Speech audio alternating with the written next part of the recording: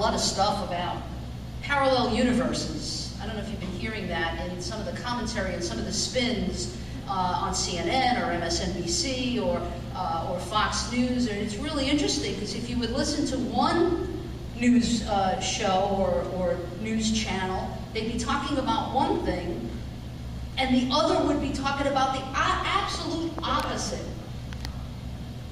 And I often was hearing this concept, this term, parallel universe. It was making me think about also science and parallel universes. And I'm sure you're familiar with parallel universes and the theory of a parallel universe, which says that there's a mirror universe. When one makes a decision in this universe, an alternate you in the other universe makes the opposite decision. Has anybody heard of this scientific concept, and the 11th dimension and string theory and quantum physics, and the list goes on? And I'm not in a position, even though I have a PhD. My PhD is in social work. It's not in physics. So I'm not even going to pretend that I understand what string theory means. But I get from that there's maybe more than one reality.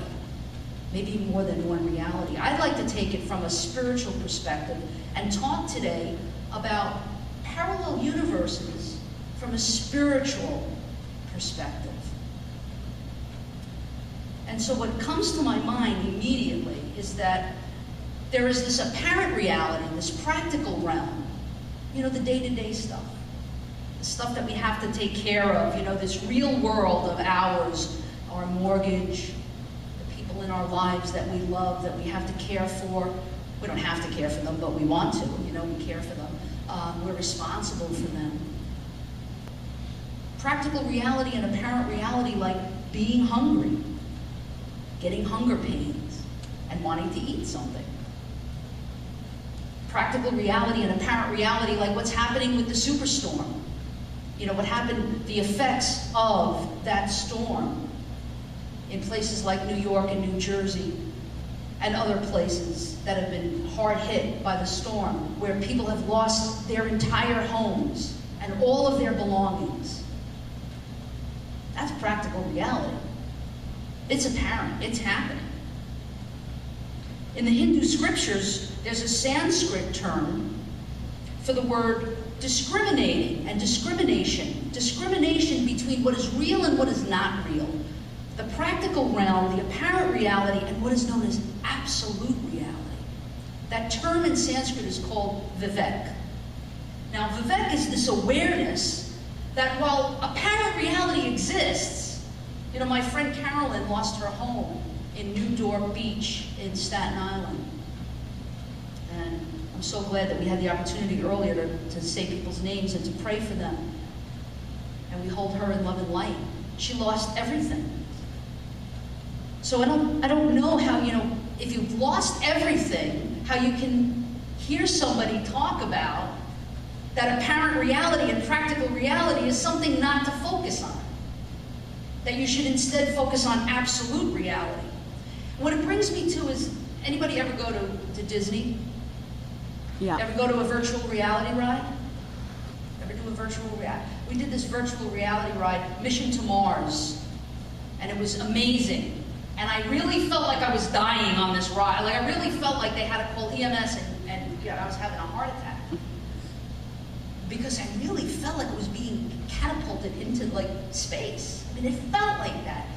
Every part of my body and my being, all of my 5 senses were engaged in thinking that this was really happening. But then I realized, kind of like cognitively, I had this consciousness, this awareness that this isn't real, that this isn't happening. And I had to keep on saying to myself, this isn't happening, even though it was happening. I had to get into a parallel universe situation. I had to switch my perspective. Much in the same way that we're here on this earth, in this embodiment, we're experiencing a virtual reality ride. The meditation that I shared with you, the song, Love, Serve, and Remember, is asking us, why are we here? What's our purpose here? we are here. We're here on this earth. You see me, right? I see you. I know that this is real. I feel it. This is matter. But this matter doesn't matter. It really doesn't matter. Because if we were to fast forward the tape and do time-lapse photography, this would not be here anymore in the future. So it's not real. It's not gonna be forever. It's not gonna stay here forever. Our loved ones, our work, our things, our life, and all of its interactions, the good, the bad, and the ugly, are actually like these tentacles that are grabbing us. They make us believe that our happiness rests in this illusion, that our happiness really lies in this universe that we're experiencing right now. And I don't know about you, but I do, I have like moments of great joy for the people in my life, for this spiritual community, for my work, for my dogs, for my partner.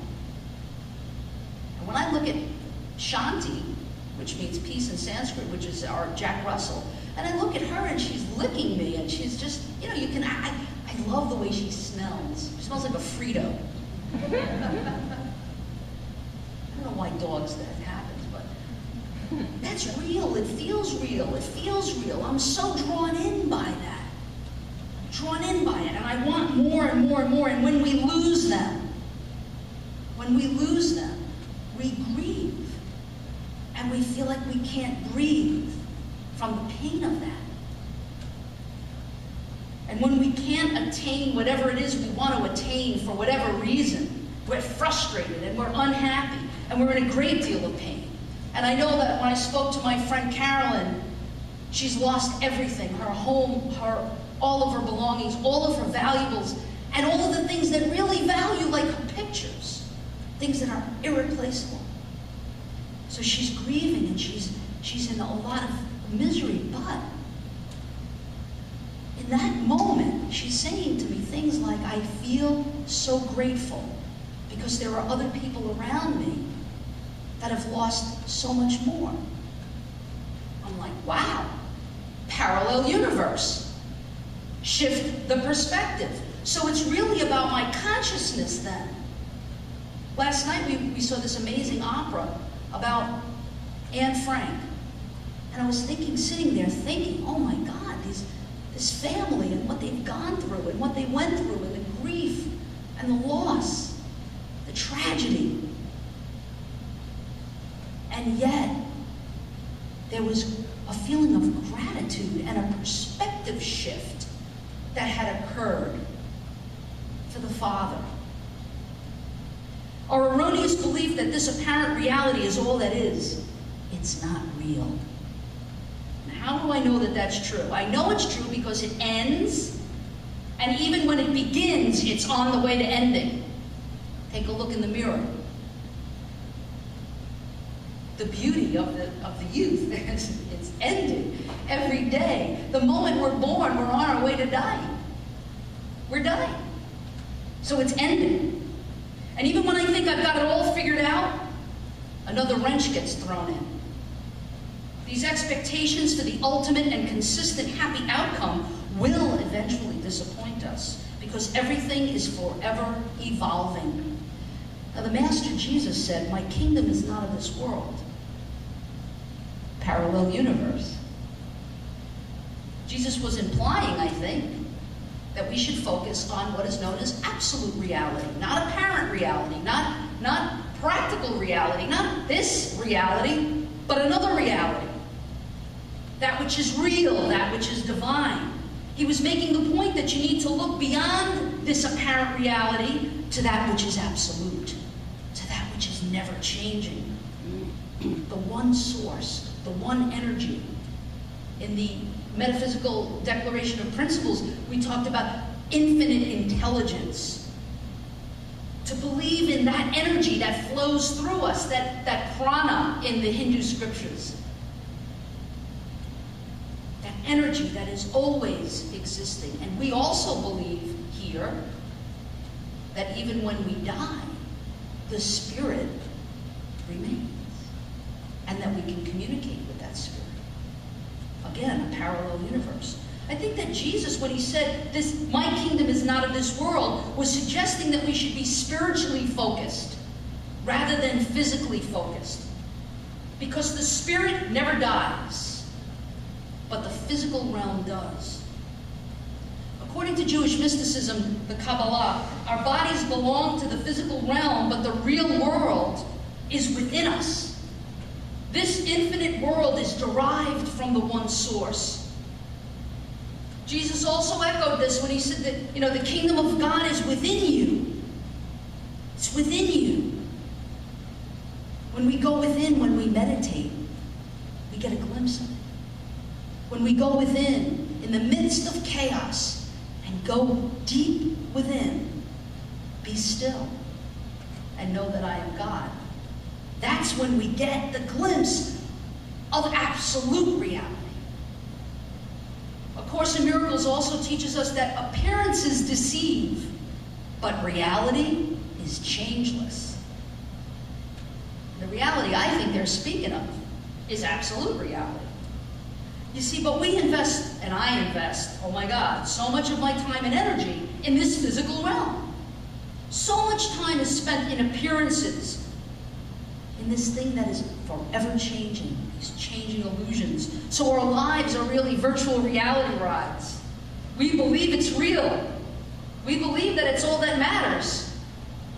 But it doesn't matter. Wow, parallel universe. When I asked earlier, when I was doing the meditation and the words, why are we here? I often think about this. I'm like, I don't understand. If I'm not supposed to be attached to this apparent reality, so, why are we here then? It's like a big joke. Is it like to tease us? What is that? Well, so there must be a reason why we're here. Yogananda was asked that question. Why are we here? Why did we come here? He responded, to love, to serve, and to remember. Now, for those of us who are getting older, remembering is becoming difficult. So what are we remembering? We're remembering who we really are, the essence of who we are, the spirit, the soul, the ray attached to the sun. So we're asked to tune into a higher frequency then and access this absolute reality, rather than apparent reality where everything is constantly deceiving us and changing us. The spirit is real, not the body. The Tao Te Ching in Taoism, which is the scriptures of Taoism, says the unnameable is the eternally real. And when I can discriminate between what is real and what is not, what is absolute reality and what is apparent reality, oh, then there's nothing to fear. Then there's nothing to grieve, because I've lost nothing. Nothing to worry about. Because I know that I am perfect. I know that I am the soul, that which is connected to all that is. It's the only thing that's unchanging. It's the only thing that is undying. And when I see everything around me, all of the appearances as real, I buy into it again. Immediately. Everybody's like nodding their head right now, and I'm even believing what I'm saying. Totally. But then I get into the car, turn the car on, and in an instant, I buy into the other universe. I buy into the apparent reality, the practical realm. Buddha reminded us that Buddha said, guess what, folks? Life happens, and when you buy into it and are attached to it, you're going to suffer. So how do I walk between these two worlds? How do I walk between these parallel universes? That which is apparent and that which is absolute. It goes back to discrimination, vivek in Sanskrit, which means, discriminate and recognize that this is not all that is. That all that is that which we are already. Not the body, but the spirit. So should I be depressed knowing that I have to detach from the people I love, my partner? Shanti, my Jack Russell, God. The good news is that the essence of these beings remain. And we're going to have a message service I think, in a minute. And that's a manifestation that it's true. A manifestation that we can walk between the two worlds.